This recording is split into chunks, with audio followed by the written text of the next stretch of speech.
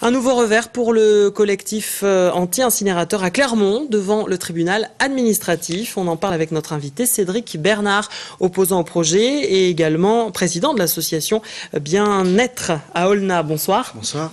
Le fait que le tribunal administratif ait dit hier en substance « oui, le chantier est légal et oui, il peut continuer », c'est un nouveau coup dur.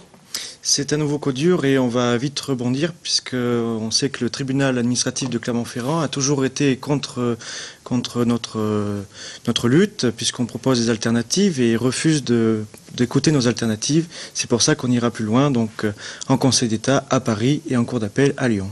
Oui, donc vous avez décidé de faire des recours au niveau juridique. Il y a encore de l'espace et des choses à dire et à défendre? Il y a encore de l'espace à dire puisque le jugement qui a été rendu hier, le juge n'a rien dit comme argument, ni pour ni contre cette décision.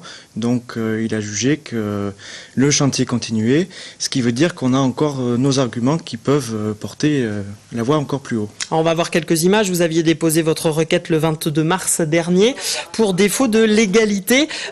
Comment on peut résumer votre position? Pourquoi pour vous aujourd'hui le projet tel qu'il est en construction n'est pas légal?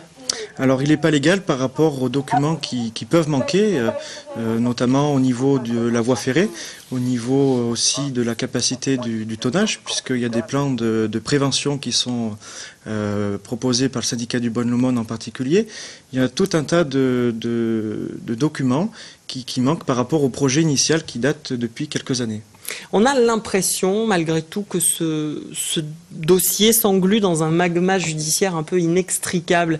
Est-ce que vous pensez qu'il est encore possible, juridiquement parlant, judiciairement parlant, de faire arrêter le projet? Il faut croiser les doigts et ne pas faire comme Fos-sur-Mer autour de Marseille, que la Cour, donc le Conseil d'État, a jugé l'incinérateur, donc il n'en fallait pas. Et malheureusement, la construction était finie. Il fonctionne et il fonctionne très mal et on veut éviter tous ces faits, quoi. Mais la justice pourrait vous dire, il y en a d'autres qui fonctionnent bien. La justice, elle essaye d'être embobinée par quelques lobbies puisqu'il y a des enjeux énormes par rapport à ce projet, que ce soit financier, écologique et sur la santé. Donc la justice, on ne sait pas pour qui elle fonctionne. Vous trouvez qu'aujourd'hui la justice n'est pas forcément neutre dans ce dossier-là?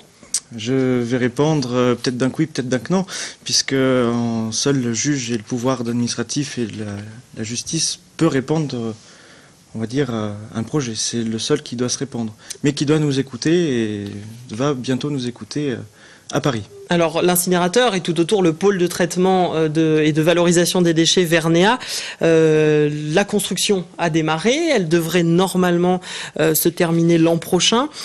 Qu'est-ce qu'on fait si jamais la justice vous dit ok, on arrête tout? Qu'est-ce qu'on fait de ces bâtiments? Alors contrairement à ce que tout le monde voudrait nous laisser croire, donc le pôle de traitement Vernéa devrait fonctionner courant 2013 et si on regarde tous les documents et les avenants, il devrait fonctionner juillet 2012, donc cette année. Donc il aura un petit peu de mal et c'est pas à cause de nous.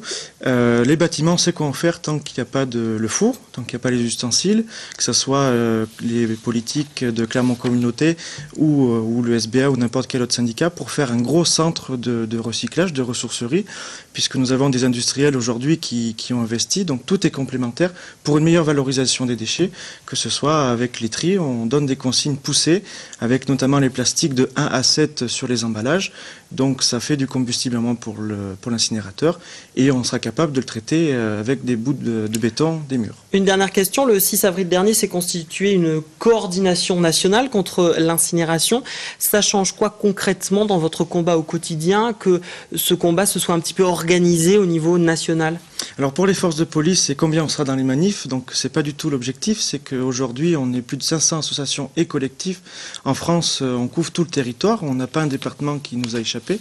Et aujourd'hui, la coordination va faire des courriers, donc le questionnaire qui est envoyé aux candidats à l'élection présidentielle. Pas tout le monde nous a répondu, notamment les 2 derniers, les réponses ne nous conviennent pas. Donc ils peuvent encore nous répondre positivement.